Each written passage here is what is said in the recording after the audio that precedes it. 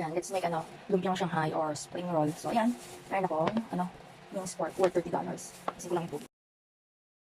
So, ayan, templahan lang natin yung ating minced pork ng asin, tapos ng black pepper, tapos ng chicken powder.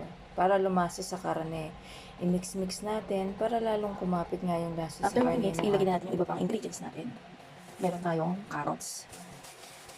Yung carrots, ating onion, red onion yan, ating bell peppers.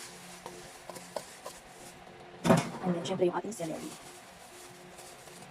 Ito nga pala yung paboritong pagkain ng aking amo, yung ginagawa kong spring roll. Tapos, dagdagan lang din natin ng konting asin. Tapos, konti pang chicken powder. Tapos, dagdag na to black pepper. Tapos, isang egg yolk.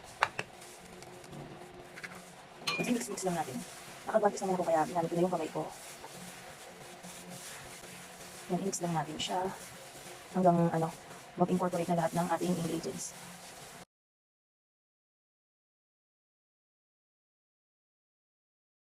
Ayan, na-mix na natin. Pwede na tayong magbalot.